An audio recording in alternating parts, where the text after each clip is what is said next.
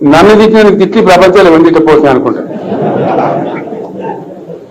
తెలంగాణ జెండలా వచ్చినాడు, ఏడు పక్కపేరు మీరు ఎవరో బొడి చూసుకెళ్తే వీలాడు ఇస్తారు. అక్కడి నుంచి మొదలు పెడితే ఇప్పుడు కేసీఆర్ నీ ముక్కు బాగాలేదు, నీ ముడి బాగాలేదు, ఇంకోటి కేసీఆర్ బాగానే వాడు వాదన ఎట్లెత్తరా రావద్దని ఎన్ని రకాల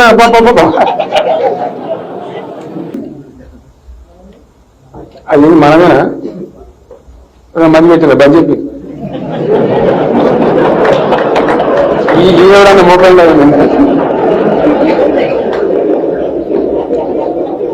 ఇప్పుడు ఆ వేళ బట్టి నేను ఎవరో బట్టి ఏమని సమాచారం.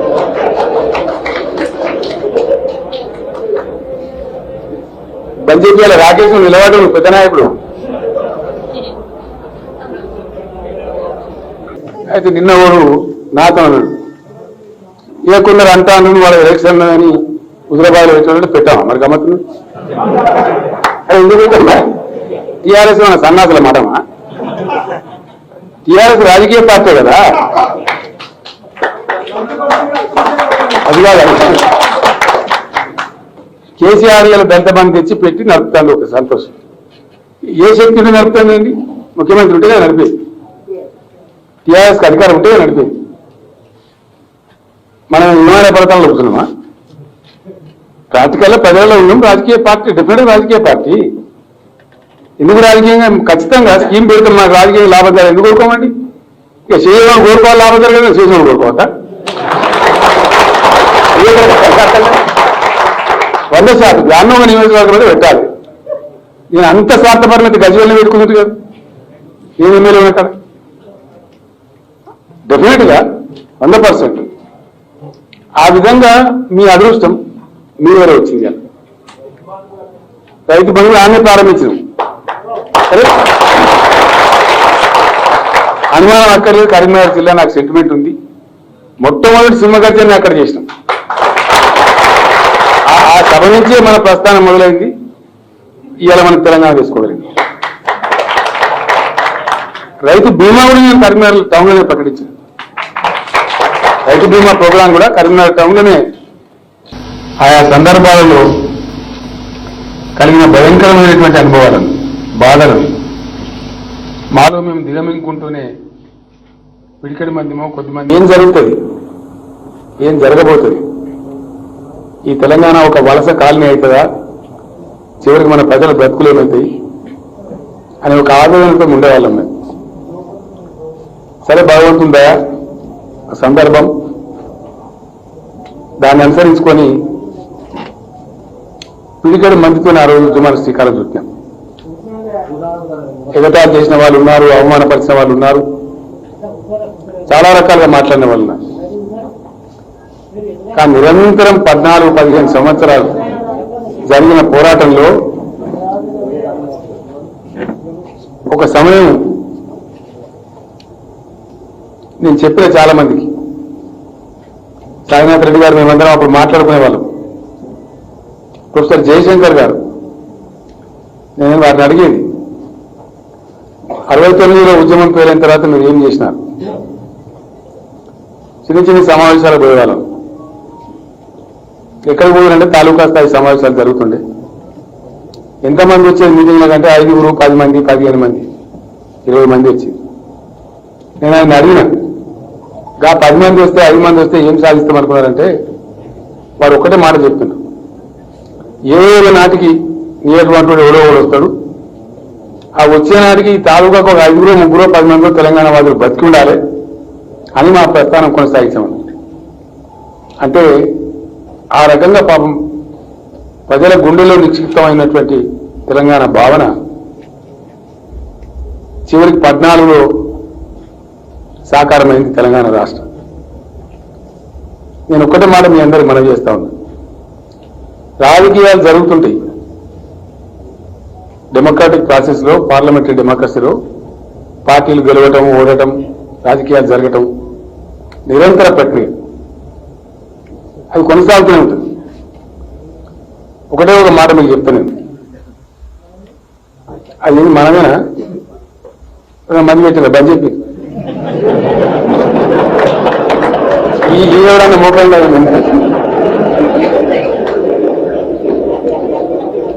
ఇప్పుడు ఆ వేళ బట్టి నేను ఎవరు బట్టి ఏమని సమాచారం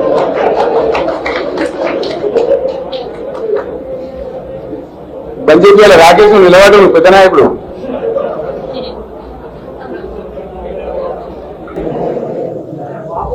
అయితే ఆ విధంగా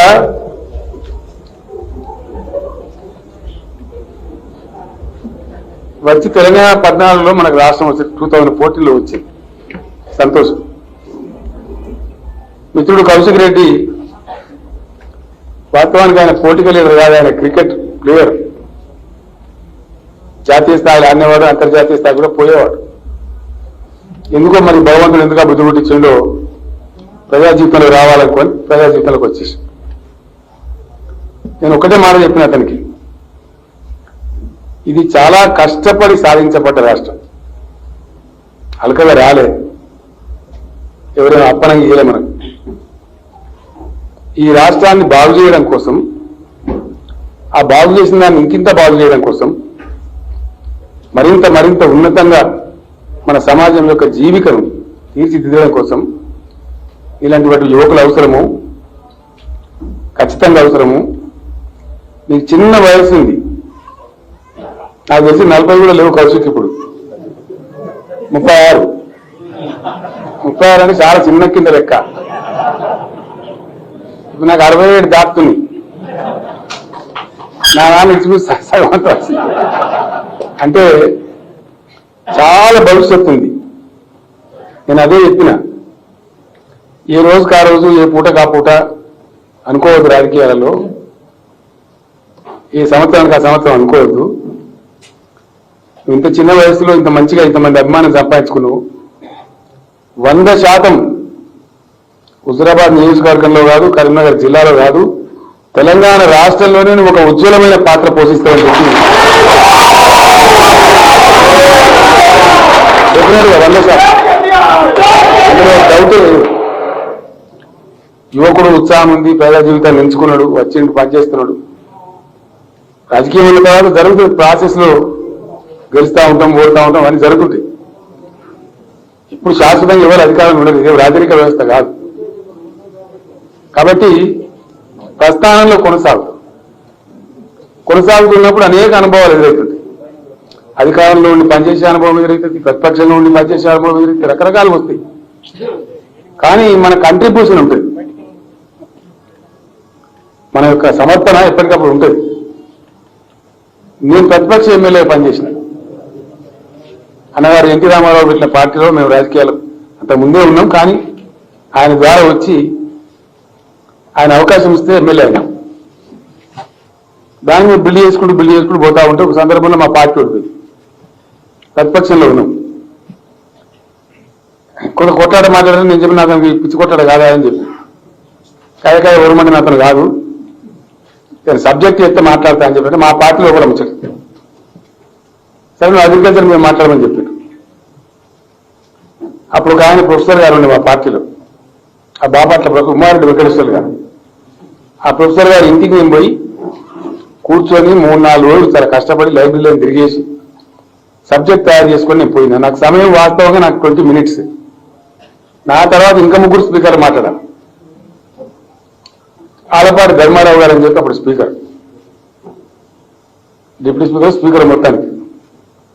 ఆయన కాంగ్రెస్ పార్టీ, నేనేమో టీడీపీ పార్టీ. నేను మాట్లాడడం మొదలుపెట్టిన తర్వాత పాప మంచి చూసి ఇట్లా పెట్టుకున్నాడు. ఇక వింటనే ఉన్నాడు, వాడు మర్చిపోయి బెలుగొట్టులు మర్చిపోయి. నా తర్వాత ఉన్న 3 స్పీకర్ల టైం కూడా నాకే ఇచ్చింది పాపం. 82 నిమిషాలు మాట్లాడిన తర్వాత నేను ముగిస్తా, చాలా ధన్యవాదాలు, మీరు నాకు ఇంత టైం ఇచ్చిండ్రు అని చెప్పిన తర్వాత ఆయన దగ్గర ఉండేటువంటి ఆ చెప్పరాశిని తొలిచి నన్ను చాంబాలకు పిలిపించుకున్నాను. నేను భూమిగా నన్ను మీద కౌలించుకొని, నిజంగా నేను రైతు బిడ్డనే, నాకు సొంతంగా వ్యవసాయం ఉంది, ఇంత చక్కగా నువ్వు ఎక్కడ చదువుకున్నావో ఏం సంగతి అని చెప్పి చాలా ఆనందం కలిగింది. అందుకే నేను బెలుగొట్టలేదు, నేను డిస్టర్బ్ చేయలేదు, ప్రతిపక్ష పార్టీ అయినా నేను డిస్టర్బ్ చేయలేదని చెప్పాడు. ఆ రోజు నేను చెప్పిన మాటలు ఇవాళ అసెంబ్లీలో రికార్డులో ఉన్నాయి. నేను ఎన్ని నిమిషాలు మాట్లాడినా, ఏం మాట్లాడినా ఉంది. ఇట్లా ప్రజా జీవితంలో ఉన్నప్పుడు, రాజకీయాల్లో ఉన్నప్పుడు, అధికారంలో ఉండి పనిచేయడం, ప్రతిపక్షంలో ఉండి పనిచేయడం, ఇంకా రకరకాలుగా పనిచేయడం, అనేక అనుభవాలు ఉంటాయి. కాకపోతే మన కంట్రిబ్యూషన్ అనేది కొనసాగుతూ ఉంటుంది. మనం చేసే అధ్యయనము, మన పరిశీలన, మనం చేసేటువంటి ఇది ఉంటుంది. అది ఎక్కడికి పోదు. అదే కోణంలో నేను ఏం చెప్తున్నానంటే, కౌశల్ రెడ్డి గారు మొన్న కూడా చెప్పినా, మళ్ళీ మీ అందరి ముందు కూడా చెప్తున్నా, చాలా ఉజ్వలమైనటువంటి భవిష్యత్తు ఒక యువకుడు కాబట్టి డెఫినెట్ గా విద్యావంతుడు, యువకుడు, చక్కటి పనిచేసేటువంటి పట్టుదల వ్యక్తి కాబట్టి డెఫినెట్ గా ఆయన పైకి రాక తప్పది, ఎవరు కూడా ఆపలేడు.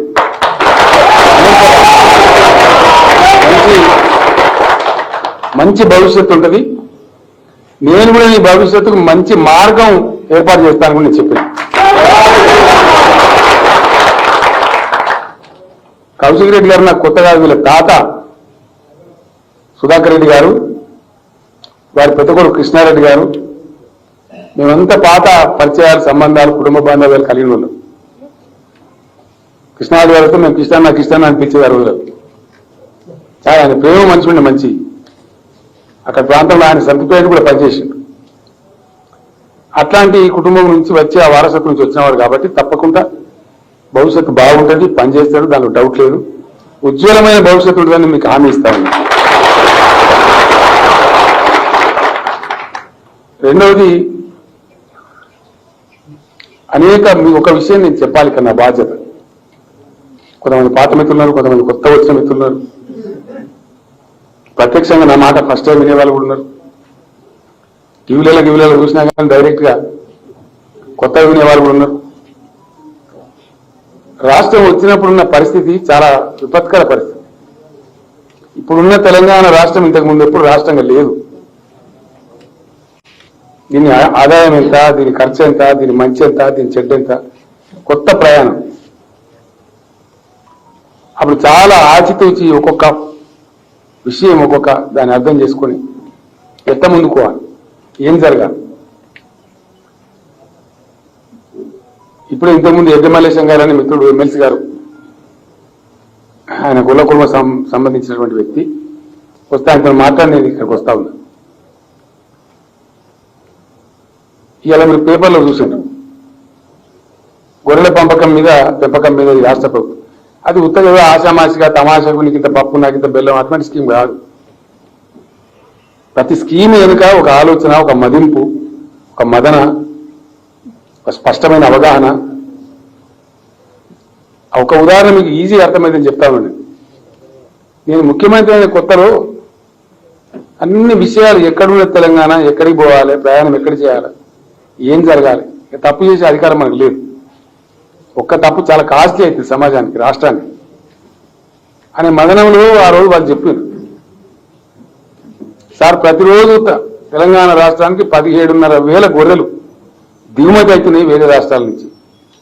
ఒక హైదరాబాద్కే 11,000 పైచీలు గొర్రెలు ప్రతిరోజు వస్తాయి సార్. ఎక్కడికి వెళ్ళి వస్తాయి? మహారాష్ట్రకి వెళ్ళి, మధ్యప్రదేశ్కి వెళ్ళి, రాజస్థాన్కి, రకరకాల రాష్ట్రాలు. ఎందుకు వస్తాయి అంటే వస్తాయి. మరి మన కురుమలు, గొల్లలు చాలా ఉన్నారు కదా రాష్ట్రంలో. మరి వాళ్ళ జనాభా ఎంత ఉన్నది?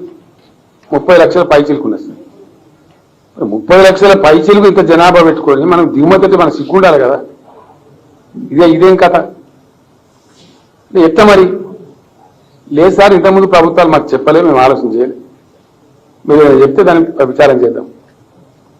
సరే, దాని కార్యక్రమం రూపకల్పన చేస్తాం. నేను ఎందుకు చెప్తున్నా ఈ మాట అంటే, ఇక్కడ 17,000 గొర్రెలు ప్రతిరోజు దిగుమతి చేసుకునే స్థాయి నుంచి ఇప్పుడు తెలంగాణ ఎక్కడికి వస్తుంది? ఈ మాట నేనేం చెప్తలేదు, మన కేంద్ర మంత్రి మొన్ననే చెప్పిన పార్లమెంట్లో. భారత మంత్రి చేసిన స్పష్టమైన ప్రకటన ఏంటంటే, గొర్రెల ఉత్పత్తిలో, గొర్రెల పెంపకంలో, గొర్రెల జనాభా అత్యధికంగా కలిగి ఉన్న రాష్ట్రం ఏది భారతదేశంలో అంటే ఇంతకుముందు రాజస్థాన్ ఉండే, దాన్ని పక్కన నెట్టేసి ఇప్పుడు తెలంగాణ నంబర్ 1 అయిందని చెప్పి. నేను గొర్రెల పెంపకం మొదలుపెట్టినాడు, ఎలక్షన్ లేదు, మనం లేదు, మశానం లేదు. అప్పుడే ఫ్రెష్గా గవర్నమెంట్ వచ్చి మొదటి సంవత్సరం. అంటే ఈ రాష్ట్రాన్ని ఎట్లన్నా చేసి అన్ని వర్గాల ప్రజలు అందరూ కూడా గొప్పగా బతికేటువంటి ఒక ఉజ్వలమైనటువంటి ప్రాంతం కావాలి, రాష్ట్రం కావాలి. ఏ ఊరాయి మీద మా తెలంగాణ 70 మీరు తెలంగాణ అని అడిగే పరిస్థితి ఉండాలి. అంత గర్వంగా నా తెలంగాణ ప్రజలు బతకాలని చెప్పి ప్రతి విషయాన్ని కూడా చాలా కేర్ఫుల్గా, జాగ్రత్తగా ఆలోచించి డ్రాఫ్ట్ చేసుకొని మనం ముందుకు పోతా ఉన్నాం. దానిలో ఫలితాలు ప్రజల అనుభవంలో ఉంది. నేను చెప్పడం కాదు, నేను చెప్పే మాట ప్రజల యొక్క ప్రత్యక్ష అనుభవంలో ఉంది, ప్రతి గ్రామంలో ఉంది. ఈ ఊళ్ళో ఉన్నది ఆ ఊళ్ళో లేదని కాదు. స్వాభావికంగానే అనేక సహజ వనరులు, అనేక సంపద ఉన్న తెలంగాణ సమైక్య పాలకుల రాజ్యంలో అన్ని విధాలు నష్టమైపోయింది. తెలంగాణ వచ్చిన నాడు మన గతి చేనేత కార్మికుల ఆకలి చావులు, ఆత్మహత్య, రైతుల వలసలు, ఆత్మహత్యలు. ఇండియాలో నంబర్ 2 ప్లేస్లో ఉండే ఆత్మహత్యలు చేసుకునే దాంట్లో. ఘోరాతిఘోరమైన పరిస్థితి. వృత్తి పనులన్నీ కూలిపోయింది, ఎక్కడ అక్కడ చెల్లా చెదరైపోయింది. చాలా గందరగోళమైన పరిస్థితి. కరెంటు రాదు, మంచినీళ్ళు దొరకాయి, పారిశ్రామికవేత్తలు ఇందిరా పార్క్ కాడ ధర్నా, మాకు కరెంట్ ఇస్తలేరు, మేము వెళ్ళిపోతాం, ఈ రాష్ట్రంలో ఉండమని. ఇవన్నీ ప్రత్యక్షంగా జరిగింది, మనం అందరూ చూసినాయి. ఆ స్థితి నుంచి అలా ఒకటి ఒకటి ఒకటి ఒకటి చేసుకుంటూ మనం ఒక స్థాయికి వచ్చినాం. నేను చాలా సంతోషంగా చెప్తా ఉన్నా. ఒక్కొక్క చర్యను ఒక్కొక్క రకంగా అర్థం చేసుకోవచ్చు, కానీ చూడవలసింది ఏంది నెట్ అవుట్పుట్. తద్వారా ఆ చర్య వల్ల జరిగింది ఏంది, జరుగుతున్నది ఏంది. ఒకనాడు ఆత్మహత్యలు చేసుకొని ఆగమైపోయి బాయిల కాడ కరెంటు షాకులు కూడా చచ్చిపోయిన రైతాంగం ఇవాళ నా తెలంగాణ రైతులు 3 కోట్ల టన్నుల వడ్డు పండించారు తెలంగాణలో. 3 కోట్లు మనం పండించి మనం తినడు కాక మరీ పంపుతున్నాం దేశం అందరికి. 92 లక్షల టన్నులు ఎఫ్సీఐకి జోకినాం కేంద్ర ప్రభుత్వానికి. ఇండియాలో అత్యధికంగా దేశానికి బియ్యం జోకిన రాష్ట్రం ఏదిరా అంటే ఇలా తెలంగాణ. ఇట్లా అనేక విషయాలలో కష్టం చేసుకుంటూ చేసుకుంటూ చేసుకుంటూ ఒకటి ఒకటి ఒకటి చేసుకుంటూ వస్తున్నాం. మనకు కులం లేదు, మతం లేదు, జాతి లేదు, పట్టించుకో. అవసరమైన ప్రజలు, అవసరమైనటువంటి పేదరికం, వాళ్ళ పేదరిక నిర్మూలన, ఆ దిశగా పోతాం. కొంతమంది రైతు బంధు అంటే తప్పర్థమైంది. ఇప్పుడు ఏం జరిగింది, రిజల్ట్ ఏంటి? రైతు బంధు యొక్క లక్ష్యం నెరవేరింది కదా. తెలంగాణ రైతు ధీమాకి వచ్చింది కదా. తెలంగాణ రైతులు ఆత్మహత్యలు చేసుకోవడం కదా. నేను చిన్నప్పుడు కళ్ళారు చూసేది. మా కళ్ళార కడుకో, మా ఇంటి ముందరికో, గంగిరెద్దుల వాడిలో ఇంకోలో వస్తే ఒక శాఖ నిండా తీసుకుపోయి ఒక 7 బడ్లు పెట్టేది వాళ్ళకు. అటువంటి దోషులతో పెట్టేది తెలంగాణ అయిపోయి. మళ్ళీ ఇవాళ తెలంగాణ రైతు శాఖని బడ్లు తీసుకుపోయి వాళ్ళ జోళ్ళలో వచ్చే పరిస్థితి రివర్స్ అయిపోయింది. బంగారం తుణుక లాంటి నిజాం సాగర్ కింద కూడా ఎండిపోయే పరిస్థితి, మంజీరా నది ఎండిపోయిన పరిస్థితి, మానేరు వాగు దుమ్మురేగిన పరిస్థితి. ఇవాళ ఫోటోలు చూస్తుంటే, పేపర్లలో, టీవీలలో చూస్తుంటే ఎక్కడికక్కడ చెక్ డ్యాములు దుంకి అలుగులు వాడుతుంది. ఆ అద్భుతమైన సీన్ చూస్తేనే కడుపు నిన్నట్టయితే. ఇది ఈ తెలంగాణ కావాలనే మనం రకరకాలుగా ప్రయత్నాలు చేసుకున్నాం, ఇంకా చేసుకుంటున్నాం. నెత్తి కొట్టుకున్నా తెలంగాణ ఇప్పుడు ఎవ్వడు ఏం బీకలేరు. కరెంటు పోదు, కూడా కొట్టలేదు. ఇలా 16,000 మెగావాట్ల విద్యుత్తు మనం వాడినా కూడా తట్టుకునేంత పరిస్థితి తెచ్చుకున్నాం. జస్ట్ ఇంకొక 1 ఇయర్ పోతే 30,000 మెగావాట్ల విద్యుత్ అవసరం ఉన్న తెలంగాణకు ఎవరి మీద ఆధారపడం. తలసరి విద్యుత్ వినియోగం అంటారు, పర్ క్యాపిటా యూస్. అది ప్రపంచవ్యాప్తంగా లెక్క పెట్టేటువంటి హ్యూమన్ డెవలప్మెంట్ ఇండెక్స్ లో లెక్క పెడతారు. తెలంగాణ వచ్చినాడు మనం ఎక్కడో ఉన్నాం చివరన. ఇలా తలసరి విద్యుత్ వినియోగంలో 2070 మెగావాట్ల తలసరి విద్యుత్ వినియోగంతో మొత్తం ఇండియాలో నంబర్ 1 స్టేట్ ఎదురంటే తెలంగాణ ఉంది. ఇవన్నీ డంబాచారాలు, లేకపోతే నేను చెప్పే లెక్కలు కాదు, కేంద్ర ప్రభుత్వం చెప్పే లెక్కలు.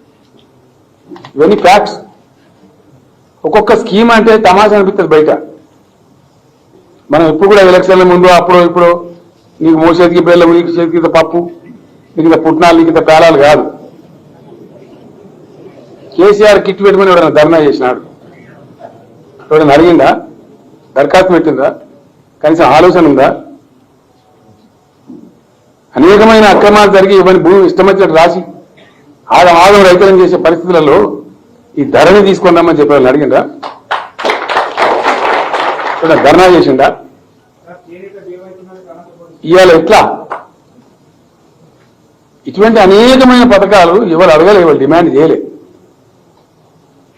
మన పాటికి మనం ఆలోచించుకుంటూ మన సమాజం ఎట్లుంది, మనం ఏం చేసుకోవాలి, ఇవాళ బతికేంది, ఇక్కడ ఉన్న ప్రతి మనిషి చిరునవ్వుతాను బతకాలి. ఇక్కడ ఉన్న ఆంధ్ర వాళ్ళు ఉన్నారు, వాళ్ళకు కూడా చెప్పిన ఊరికే పోతాక ఏం ఆంధ్ర పెట్టినా ఆయన ఊరికి ఎన్నడో వచ్చిన 40 ఏళ్ళకి హైదరాబాద్లో ఆయన హైదరాబాద్ అని చెప్పు అంతే కదా. ఈడ బతుకుంటే పోతాక ఏం ఆంధ్ర పెట్టినా దుకాణం నాకు అర్థం కాదు. వాళ్ళు కూడా మారిపోయారు, కొద్దిగా అనుమానం ఉండే. ఇప్పుడు చెప్తున్నారు, ఇప్పుడు ఏమైంది, ఆడ గల్లంతా ఇక్కడ కొట్టుకైంది. మనం ఎక్కించింది, మీకు వండుకోరాదు, మీకు తినరాదు, మీకు పంటలు పండియరాదు. మరి ఇలా ఆంధ్రలో పండిన పంట ఎంత, మన దగ్గర పండిన పంట ఎంత? ఒకటే గీటరాకి ఎక్కువ అవసరం లేదు. ఢిల్లీ ఆంధ్రప్రదేశ్ జోకింది ఎంత, ఎఫ్సీఐకి తెలంగాణ జోకింది ఎంత? లెక్కలు కదా ఇవి, అధికారిక లెక్కలు కదా. ఇలా ఏరా పేరు చెప్తానికి ఉండదు కదా. అనేక విషయాలలో మనం అనుకుంటే పని చేసుకుంటాం, కష్టపడతాం, సిన్సియర్గా పనిచేస్తాం. ప్రతిదీ ఓటు రూపంలో, ప్రతిదీ ఎలక్షన్ రూపంలో అట్లుంటుందా?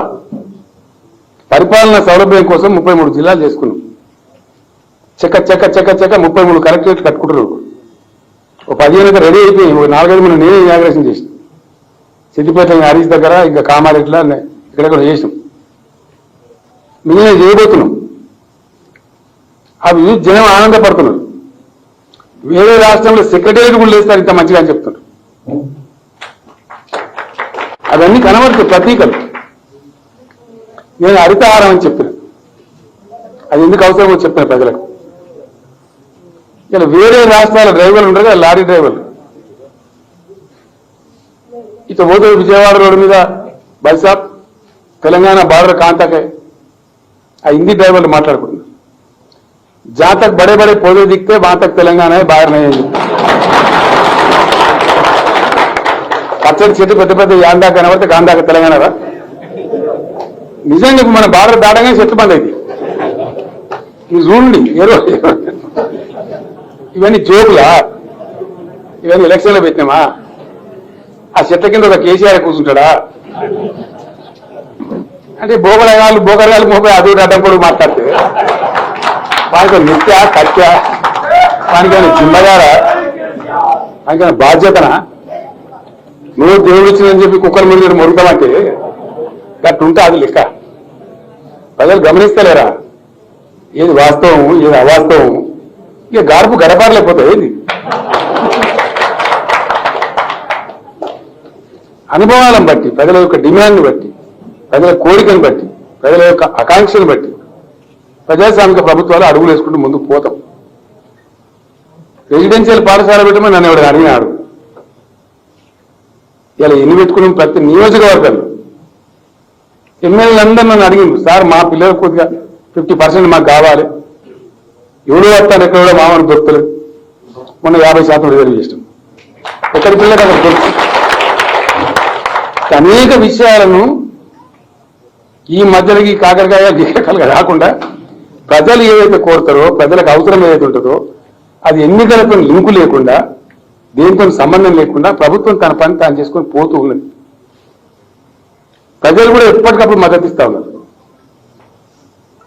డెఫినెట్గా ఎస్, పాజిటివ్గా మాకు అందరికీ కూడా మంచి జరుగుతా ఉంది. కొంతలో కొంత మాకు జరుగుతా ఉంది. ఇంకింత మంచిగా రేపు జరగచ్చు. మంచి జరగడం అనేది ప్రారంభమైంది అని ఒక మంచి ఆలోచనతో అన్ని ఎన్నికల్లో వరుస వారు గెలిపిస్తా ఉన్నారు. ఇవాళ టీఆర్ఎస్ కు ఎంతమంది మున్సిపల్ చైర్మన్? వేరే వాళ్ళ సీట్లు వీళ్ళ మీద ఎక్కువ 3, 4, 5, 10 ఉంటాయి. 141 మున్సిపాలిటీలలో 132, 133 టీఆర్ఎస్ మున్సిపల్ చైర్మన్. 32 జిల్లా పరిషత్లు ఉంటే 32 జిల్లా పరిషత్లు టీఆర్ఎస్. ఇవన్నీ మేమే గుర్తుకుంటాం ఓట్లు. జనం ఈత కదా గెలిచేది.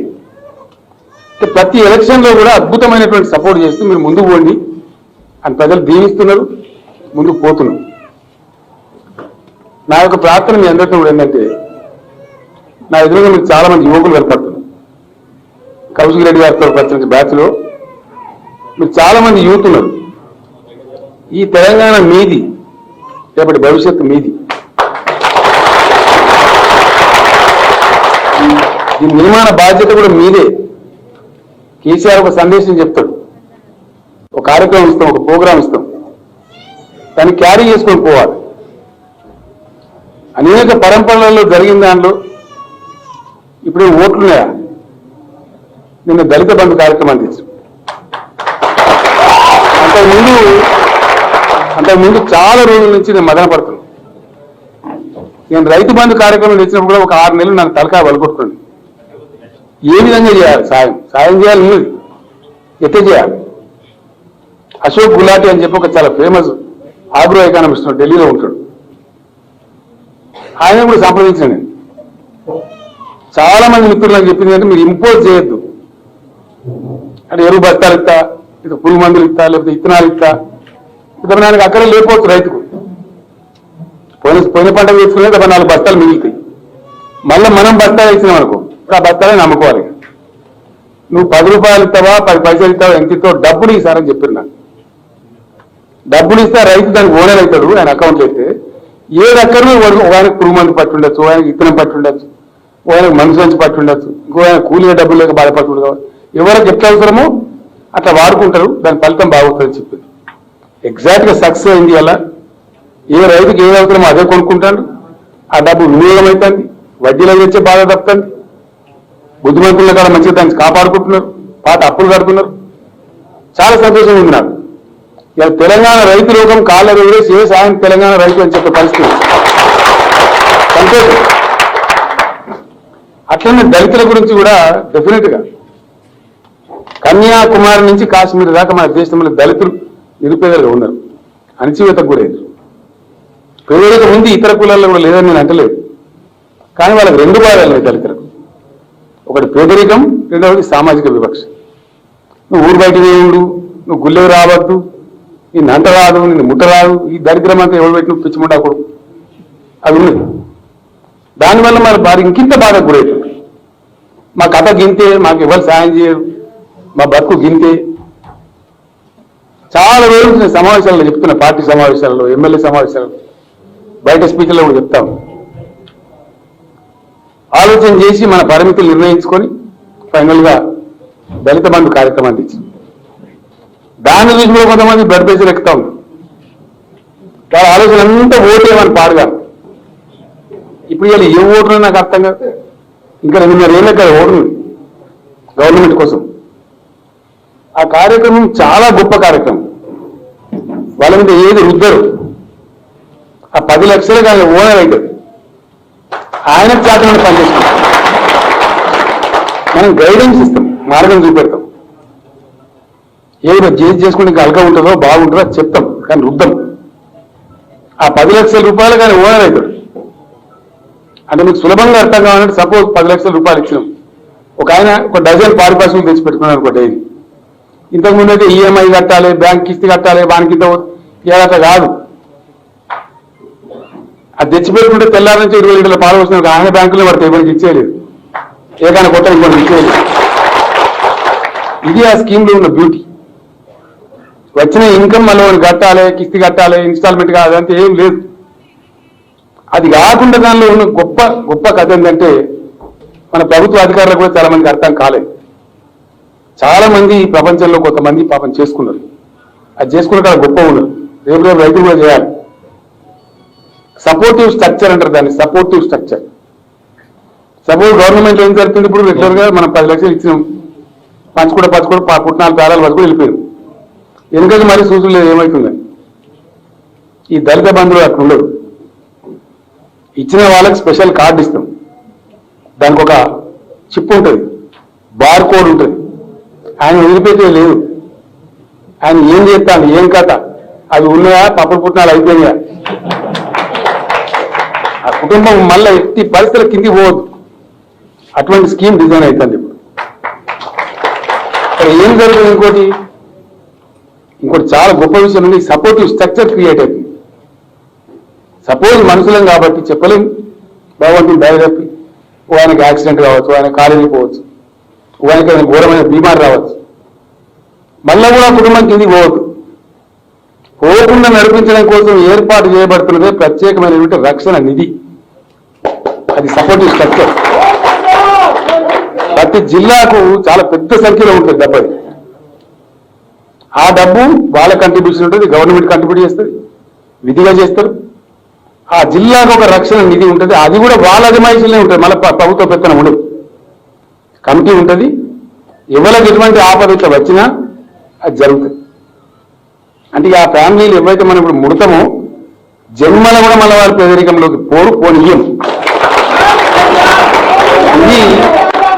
ఈ వాటి పంచిపెట్టుకుంటే పోడు కాదు, సో తమాషా స్కీమ్ కాదు ఇది. ఎటువంటి వాడిని అడిగినాడు, అని ధర్నా వేసినాడు. కానీ ఈశ్వర్ గారు రండి, మీ సబ్జెక్ట్ చెప్తున్నాను నేను, రండి. ఈ కౌశల్ ఏమంటే మంది బండి అనేకం వచ్చినాయి, ఆయన ట్రాఫిక్ ఇరుక్కపోయాడు. నేను అడిగిన ఈశ్వర్ గారు ఏంటంటే ట్రాఫిక్ ఇరుక్కపోయినా హరీష్ రావు చెప్తున్నా. సో మొత్తానికి ఇటువంటి మంచి పనులు ఎవరు డిమాండ్ చేసినా, ఎవరు చేయకున్నా పెద్దలతో మాట్లాడి, మేధావులతో మాట్లాడి, ప్రభుత్వ అధికారులతో మాట్లాడి, ప్రజలతో మాట్లాడి రూపకల్పన చేసి దాన్ని ఇంప్లిమెంట్ చేయబోతా ఉన్నాం. అంటే 100% ఈ రకమైనటువంటి ఆచరణాత్మక విధానంలో ముందుకు పోయే తెలంగాణ చాలా ఉజ్వలంగా ముందుకు పోతుంది, ఉజ్వలమైన భవిష్యత్తు ఉంటుంది. దీనిలో జరుగుతుంటే అక్కడ కూడా ఉంటారు రకరకాల మాటలు మాట్లాడేవాళ్ళు, వంకర చెప్పేటోడు, టింకర చెప్పేటోడు, ఎన్నో రకాల ఉంటారు. నన్ను తిట్టిన తిట్టి ప్రపంచాలు ఎవరు తిట్టపోతున్నాయి అనుకుంటా. తెలంగాణ జెండలా వచ్చినాడు, పక్కపేరు వీరు ఎవరో బొడి తీసుకెళ్తే వీలాడు చేస్తారు. అక్కడి నుంచి మొదలు పెడితే ఇప్పుడు కేసీఆర్ నీ ముక్కు బాగాలేదని, ముడి బాగాలేదని, ఇంకోటి కేసీఆర్ బాగానే వాడు వాదన ఎట్లెత్తరా రావద్దని, ఎన్ని రకాల నేను భయపడ్డా. నా ప్రయాణం ఆపిందా? ఎవ్వరు ఏమన్నా అనుకో ప్రస్థానం కొనసాగించుకుని పోయినాం.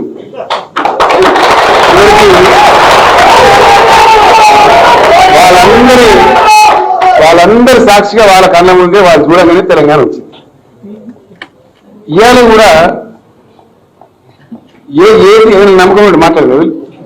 రైతు బంధు పెట్టి ముందర పడ్డప్పుడు చూస్తానికి ముందర పడ్డదా ఇంకా ఇంకా ఎట్లా పడుతున్నాయి పైసలు? రైతు బంధు టంగు మనిషి మెసేజ్లు వస్తాయి. నడమల దఫ్తర్ కూడా లేదు, దరఖాస్తు లేదు, రసీదు లేదు, మసీదు లేదు, ఎవరికి ఏగా ఇచ్చేది. వాళ్ళు పరిశ్రమలు ఇప్పుడు 15,000 కోట్లు వస్తే నీ అమ్మ 150 కోట్లు తినకపోతే కాదు, నువ్వు ఇవ్వడానికి ఇచ్చేది కదా. చక్కగా వస్తే ఆయన ఖాతాలో జమ అయితే ఆయన ఇష్టం, అని దేనికి వాడుకుంటే తను వాడుకుంటాడు. అద్భుతంగా జరుగుతుంది, దాని రిజల్ట్ కనపడుతుంది, పంటలు పండుతాయి, రైతులు అప్రూపాలు అయితే లేరు, ధీమా వచ్చింది. అట్లనే అనేక రంగాల్లో మనం తీసుకుంటున్న చర్యలు, యాదవ సోదరులు కావచ్చు, నాయి బ్రాహ్మణ సోదరులు కావచ్చు, రజక సోదరులు కావచ్చు, మైనార్టీ సోదరులు కావచ్చు, ఎవరైనా సరే మనందరం కూడా విచారించుకోవాల్సిన దయచేసి నేను మీతో ప్రార్థిస్తున్నా. మన పుట్టుక అనేది ఇన్సిడెంటల్. దరఖాస్తు పెట్టుకొని పుడతారు, నేను పలు కులాలు పుట్టాలి, దరఖాస్తు దేవుని పెట్టి నేను పలానా కులంలో పుట్టాలని దరఖాస్తు పెడతాను. మనం ఏమైనా వ్యక్తమా? ఎక్కడ పుడతాం అనేది భగవంతుడు ఇన్సిడెంటల్, అంతే పుడతాం. ఇదాని కథ ఉందో నాకు తెలియదు, పుడతాం. కానీ మనుషులేం కదా, పుట్టిన ప్రతి వాళ్ళం మనిషిమే. అందరూ కూడా దుఃఖం ఉంటుంది, అందరూ కూడా సంతోషం ఉంటుంది. ఓ కులపైన ఓ తరిగి నవ్వుతాడు, ఇంకో కులపైన ఇంకో తరిగి నవ్వుతాడా? సంతోషం అయితే ఎవరైనా గంటే నవ్వుతాడు, దుఃఖం అయితే ఎవరైనా గంటే ఎడతాడు. చేతులు వెనక 2 ఉన్నాయి, కండ్రులు 2 ఉన్నాయి, ఇవన్నీ 6 ఉన్నాయా? దాని 6 గంటలు మనం గుర్తా ఎవడతాడు, దయ్యం అయిందిరా, అంతే కదా. పుట్టుకకు నిమిత్తం లేదు, కులానికి నిమిత్తం లేదు. మనుషులను ఎవరమైనా సరే పరస్పరం గౌరవించుకొని, చిరునవ్వుతో ప్రేమించుకొని గొప్పవాళ్ళం కావాలి. ఇప్పుడు మనం మంచిగా కడుపుండే తిన్నాం. ఫర్ ఎగ్జాంపుల్, మన పక్కింటి ఉపాసం ఉండదు అనుకో, ఒక చిన్న పాప ఏడుపు మనకు వినిపిస్తుంది అనుకో, ఏమనిపిస్తుంది మనకు కూడా నిద్ర పట్టేది మంచిగా. ఈ పక్కిళ్ళు ఎదురంగిళ్ళు ఇంటెంకిళ్ళు కూడా మన లెక్క కడుపుండే తింటే అది మంచి సమాజం. అంతే కదా. ఒకసారి సూరత్ లో పెద్ద కలరా వచ్చింది. అక్కడ చాలా మంది పెద్ద పెద్ద ఉన్నారు, పెద్ద పెద్ద వ్యాపారస్తున్నారు, వందల వేల కోట్లు వ్యాపారం చేసేవాళ్ళు. వారి కిరాయి విమానాలు దొరికితే దాన్ని ఏమంటారు, చార్టర్డ్ ఫ్లైట్ చేపించుకొని పిల్లల్ని బిడ్డలు అంత బిస్తర్ వరకు నాకు పారిపోయింది. ఓనోని 15 అంతస్తుల బంగ్లా ఉన్నది. ఎక్కడ దగ్గర తలవడంగా మళ్ళీ వచ్చింది. అక్కడ వెంకటేశ్వరరావు అని మన తెలుగు ఒక ఆయన మున్సిపల్ కమిషనర్ ఉండి వాళ్ళందరినీ పిలిచి సమావేశం పెట్టి చెప్పిండు, ఈ 15 అంతస్తుల బంగ్లా ఉన్నది, మరి పారిపోయిన పిచ్చోళ్ళగా నీ బంగ్లా ఏం చేసింది, నీ ఆస్తి ఏం చేసింది, నీ వజ్రాలు ఏం చేసినాయి. సరే మనకు పేరుత బంగ్లా బ్రహ్మాండంగా ఉన్నది, ఊరి నిండా దోమలుంటే మనకు ఉంటాయా? ఈ బంగ్ల కాడికి వచ్చిన ఫలానా మనం పడిపోతుంది, అది కూర్చొని దోమకు కులం లేదు కదా, ఎవరికి ఇష్టం అని కుడతాయి. అట్లనే ఊరు నిజంగా మంచుకుంటే ఆ ఊర్లో మనం ప్రశాంతంగా ఉంటాం, మొత్తం సమాజం మంచుకుంటే దాన్ని మనం కూడా సంతోషంగా ఉంటాం, అంతే కదా. సో ఇవాళ కొన్ని విషయాలు చెప్తే ఊళ్ళే అవే ఊళ్ళు అవే మనుషులు, నేను ఆకాశంకి లేవని తెలియదు కదా, అదే అధికారులు కొత్తగా వచ్చిన ఆడవాళ్ళ చెత్త తీతురా మన ఊళ్ళల్లో, కూలిపోయిన ఇల్లు ఎత్తిపోతురా జన్మల, అది ఏం లేని అట్లే ఉండి దానిలో పాములు తేళ్లు జర్లు వీని గర్భ వాని గర్భ. ఆ బోరింగ్లో ఊడుతారు, బోరింగ్లో పోవడం పరుడు, దానికి కలెక్టర్ పోవుడు, ఎస్పీ పోవుడు, ఫైర్ ఇంజన్ పోడు, టీవీలో వచ్చుడు, బోర్డు ఊడుపుడు చాలా కదా. ఇవాళ ఉన్నాయా బోర్డు? మరి ఇంకా కొడుతాను ఇవాళ ఒక్క చెట్టుడు నవ్వులే కొట్టుడు తప్ప పెట్టుడు లేపాయి. ఇప్పుడు పెడతలేరు, నౌకరు ఒకరు పెట్టాలని చెప్తున్నాను, ప్రతి నాకంటే ఎత్తారు ఈ చెట్లు, అంతే కదా. ఇంతకుముందు కనబడి ఇప్పుడు ఎందుకు కనబడుతున్నాయి? మొత్తం 12,769 గ్రామ పంచాయతీలలో ప్రతి ఊర్లో ట్రాక్టర్ ఉన్నది, ట్రాలీ ఉన్నది, నీళ్ళ ట్యాంకర్ ఉన్నది, ఉన్నాయి కదా, ఉన్నాయా లేవా? మరి ఇంతకుముందు ఎందుకు లేవు? ఇప్పుడు ఎందుకు వచ్చినాయి? అవి ఏం పని చేస్తున్నాయి? ఇంకా తమాషా ఏంటంటే నాయకులు, ముఖ్యమంత్రులు, మంత్రులు అనగానే గ్యాసు నీళ్ళ విడిచి సాము చేసుడు. మనిషి చచ్చిపోతే ఏడగానే పెట్టుకోవాలి, కాలెత్తమంటే జాగుండదా మనిషి? ఎవరిమైనా చెప్తాం కదా, ఎవరైనా వేరు బతికిందా? మన తండ్రి చచ్చిపోయింది, మన తల్లి చచ్చిపోయింది, అంత్యక్రియ చేయడానికి మనకు జాగలేదనుకో, ఏంది మనకు కలిగే బాధ? సచ్చినందుకు ఏడవన్నా, ఈ జాగా లేనందుకు ఏడవన్నా, ఏర్పాటు లేని దేనికి ఏడవాడ మనిషి? ఆ బాధలోకి మనం పోతే మనకు అర్థమవుతుంది ఆ ఫీలింగ్ ఎట్లుంటుంది అనేది. సోషల్ మీడియాలో వస్తుంది, తల్లి ఫీలింగ్ పెట్టుకొని 22 కిలోమీటర్లు వెళ్ళేవాడు. దీని గురించి కనీసం ఆలోచించలేదు. ఇలా అన్ని గ్రామాలలో వరుస పట్టుకుని ఈ ఊరు ఆ ఊరు లేదు, అది ఏ పార్టీ వాడు సర్పంచ్ అవన్నీ మనం పడుచుకోలేదు. అన్ని గ్రామాల్లో 100% ఇలా వైకుంఠ గ్రామాలు తయారై, కానీ కులం లేదు, మతం లేదు, జాతి లేదు. ఊళ్ళో ఎవరు చనిపోయినా సరే అక్కడ మంచిగా ఆనందంగా అంత్యక్రియలు చేసుకోవచ్చు, మహిళలు టాయిలెట్ చేసుకోవచ్చు, పురుషులు స్నానం చేసుకోవచ్చు, మళ్ళీ ఇంట్లోకి వెళ్ళిపోవచ్చు. ఈ కనీస మౌలిక వసతులు కూడా సాధించడంలో ఇంతకుముందు వాళ్ళు విఫలమైంది. బుద్ధి చెప్పడంలో, నేర్పడంలో, అంత ఒక్కటి చెప్పడంలో విఫలమైనది. కాబట్టి పల్లెలు మురికి పాల్గొండే ఇయ్యాలి ఎంత మంచిగా అవుతుంది. పచ్చదనంతో, సీసీ రోడ్లతో, ప్రతిరోజు చెత్త ఊడి చేసి లేడీస్ అడుగుతాను ఊళ్ళలో అతలు బుట్టలు నింపెట్టిన చెత్త తీసుకుపోరా, ఫోన్ చేస్తాను చాలా గ్రామాలు, మీకు చేస్తాను లేదా నాకు తెలియదు, చేస్తారా? ప్రతిరోజు చెత్త పోతుంది, పరిశుభ్రమైన గ్రామాలు ఉంటున్నాయి. ఈ పిచ్చి అవన్నీ దరిద్రం కొట్టు డెంగ్యూ బింగ్యూ వ్యాధులెత్తలు కొత్త కొత్త నయమవుతుంది. ఇవన్నీ కొనసాగాలి. గొప్పగా అయిందని నేను చెప్తాను, ఇది అయింది, ప్రారంభమైంది. తెలంగాణ యొక్క పునర్నిర్మాణం అనేది ప్రారంభమై ఒక దశ బట్టి, ఒక లైన్ బట్టి, ఒక ట్రాక్లో పోతాను ఇప్పుడే. ఇది మీ బాధ్యత అని నేను చెప్తున్నాను. ప్రతిదానికి కేసీఆర్ అని ఏడు మత్తిగా బతకాలి చెప్తారా అట్లా? తెలంగాణ తెచ్చుడు కేసీఆర్, సచ్చుడు కూడా కేసీఆర్ అని. మిగతా వాళ్ళంతా కూడా పనిచేయాలి కదా, ఆ బాధ్యత తీసుకోవాలి కదా. ఎప్పటికప్పుడు ఎదిగి వచ్చే యువకులు ఎవరైతున్నారో వాళ్ళు ఈ రేపటి తెలంగాణ మీది, భవిష్యత్తు మీది, దీని కర్తలు భర్తలు, దీని మొత్తం తలవాత రాష్ట్రులు మీరు. ఇలా మీకు నాయకత్వం వహించి వచ్చినటువంటి మిత్రుడు కౌశిక్ రెడ్డి. నేను మీకు మనం చేసేది ఏంటంటే ఇది మన ఎజెండా. రాజకీయాలు ఉంటుంటాయండి, ఎన్నికల రాజకీయాలు చిల్లర ముచ్చడం, వస్తూనే ఉండదు, పోతూనే ఉండదు, ఒకసారికి వెళ్తాము, ఒకసారి ఓటు, అది కాదు ఇంపార్టెంట్. ఇక్కడ రాజకీయ పార్టీలో చేరడము అనేది ఒక సామాజిక బాధ్యత. ఆ బాధ్యత మనం ఎప్పుడైతే తలకెత్తుకుంటామో మనకి ఏ పాత్రను రావచ్చు, ఏదో ఒక పాత్ర వస్తుంది. రాజకీయ పార్టీ అంటేనే చాలా పెద్ద పవర్, ఇది చాలా మందికి తెలియదు. సపోజ్ మనకు అధికారం లేదు అనుకున్నాం, నువ్వే నల్గొండ జిల్లా పోయి కర్మరికి ఎప్పుడైతే 11 రాత్రి టైర్ పంక్చర్ అయితే ఊళ్ళో నడువులో ఎవరు తెలియదు. అన్నా నీకు ఇట్లా టీఆర్ఎస్ హుజరాబాద్ అంటే నేను కూడా మీకు ఊరు ప్రజెంట్ నేను కోరుకపోతే నీకు అన్నం పెడతారు, పప్పు పెరుగో పచ్చిపులుసు, నీ టైర్ మంచిగా చేస్తే పంపిస్తాను. ఆ శక్తి వస్తుంది ఆటోమేటిక్గానే. That is something like political పార్టీలో ఉండే బలం. అది ఒక పార్టీ అంటేనే పవర్. టెక్నికల్ గా సాంకేతికంగా అధికారానికి రావడం, రాకపోవడం, అధికారంలో ఉండడం, అదే గొప్ప అని కూడా కొంతమంది దానికోసం అన్ని అతిశాతలు చేస్తారు, అతి మాట్లాడతారు, అడ్డగూడగా మాట్లాడతారు. అది కరెక్ట్ కాదు. ఏ రోజుకైనా ఏం జరుగుతుంది, ఖచ్చితంగా మంచి మంచి అవుతుంది, చెడ్డ చెడ్డ అవుతుంది, అంతే కదా. ఓ బాగా కొడుతున్నాక మాకు కొడరాదా తిట్లు, మనకు తిట్లు మొదలు ఇప్పుడు మొదలు రేపు గీయాలి తిట్టచ్చు. తిట్లు తక్కువ నీకే తిట్టద్దా? మరి అందరు తిట్టరేంటి? అందరూ అట్లా ఆవుల మాటలు మాట్లాడరేంటి? సంస్కారవంతులు, బాధ్యత గల వాళ్ళు, సంయమనం పాటించే వాళ్ళు అట్లా తిట్టరు, బాధ్యతను పనిచేస్తారు, క్రియాశీలంగా పనిచేస్తారు. నేను చెడు జరుగుతాయా అట్లా రాగాకి జరగాలి అని విమర్శ చేస్తారు. అట్లా కాకుండా అడ్డగోలుగా ప్రతిదాన్ని విమర్శించి వక్రీకరించి కోడుగుడు మీద ఈకెలివికి ఇవన్నీ చేసేవాళ్ళు కొంతమంది ఉంటారు ఎప్పటికుంటే. ఇవి కొత్తవి కావు, కొత్తవి మనం అనుకుంటున్నాం.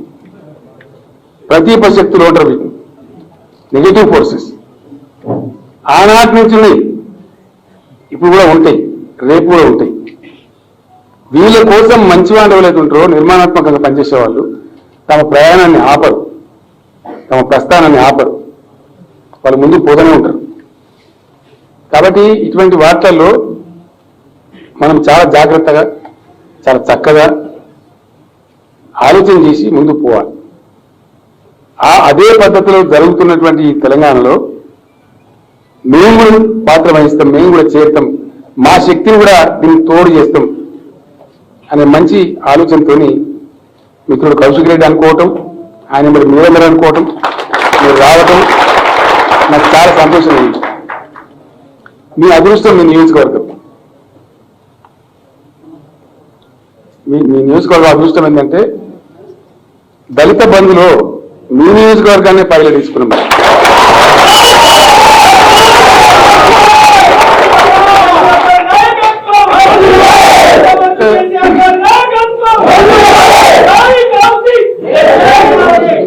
అయితే నిన్న వాడు నాతో అన్నాడు, ఇక కొందరు అంటాను వాళ్ళ ఎలక్షన్ అని హుజరాబాద్లో పెట్టినట్టు పెట్టామా మరి గమ్మత్తు. ఎందుకంటే టీఆర్ఎస్ మన సన్నాసుల మాటమా? టీఆర్ఎస్ రాజకీయ పార్టీ కదా, అది కాదు. కేసీఆర్ గారు దళిత బంధు తెచ్చి పెట్టి నడుపుతాను ఒక సంతోషం. ఏ శక్తిని నడుపుతానండి? ముఖ్యమంత్రి ఉంటే నడిపేది, టీఆర్ఎస్కి అధికారం ఉంటే నడిపేది. మనం విమాన పథకాలు నడుపుతున్నామా? ప్రాక్టికల్గా ప్రజల్లో ఉన్నాం, రాజకీయ పార్టీ, డెఫినెట్గా రాజకీయ పార్టీ. ఎందుకు రాజకీయంగా ఖచ్చితంగా స్కీమ్ పెడతాం, మాకు రాజకీయ లాభదారు ఎందుకు కోరుకోమండి? ఇక చేయడం కోరుకోవాలి, లాభదారు కదా చేసిన కోరుకోవద్దా? 100% దాన్ని ఒక నియోజకవర్గం మీద పెట్టాలి. నేను అంత స్వార్థపరమైతే గజవల్ని పెట్టుకున్నట్టు కదా నేను ఎమ్మెల్యే ఉంటాను. డెఫినెట్గా 100%. ఆ విధంగా మీ అదృష్టం మీ వరే వచ్చింది. రైతు బంధువులు ఆమె ప్రారంభించినాం. సరే అనుమానం అక్కర్లేదు, కరీంనగర్ జిల్లా నాకు సెంటిమెంట్ ఉంది. మొట్టమొదటి సింహగర్జన అక్కడ చేసినాం. ఆ సభ నుంచే మన ప్రస్థానం మొదలైంది. ఇవాళ మనం తెలంగాణ తీసుకోగలిగింది. రైతు బీమా కూడా నేను కరీంనగర్ టౌన్ లోనే ప్రకటించాను. రైతు బీమా ప్రోగ్రాం కూడా కరీంనగర్ టౌన్ లోనే. అది మనమేనా మంది పెట్టిన బంద్ చెప్పి ఈ ఎవరన్నా మోకాళ్ళు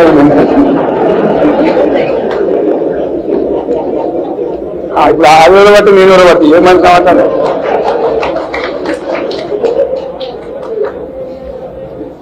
బంద్ చెప్పి రాకేష్ నిలబడు పెద్ద నాయకుడు.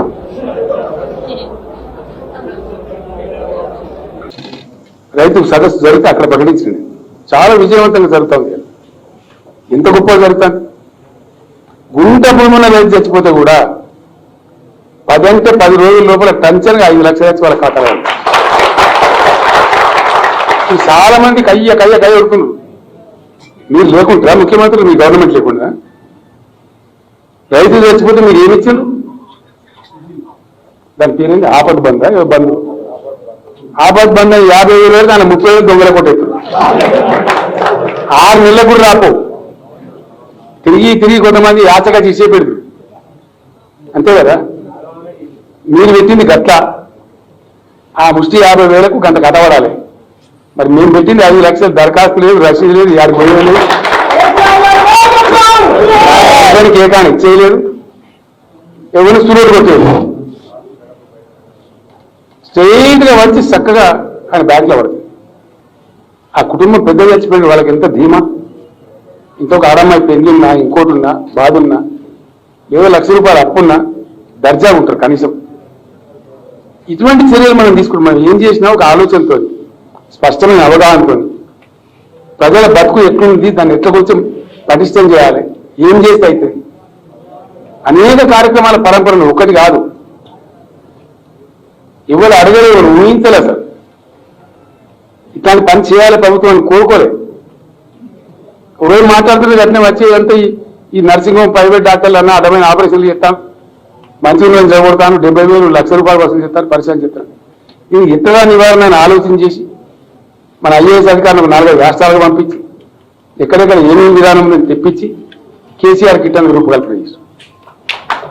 దానికి అమ్మఒడి వాహనాలు పెట్టి ఇలా హ్యాపీగా మంచిగా దవాఖానకు పోయి బ్రహ్మాండంగా ట్రీట్మెంట్ తీసుకుంటారు. ఆ పిచ్చి ఆపరేషన్లు బంద్ అయింది, లొల్లి బంద్ అయింది. గర్వంగా ఉంది, సంతోషంగా ఉన్నది.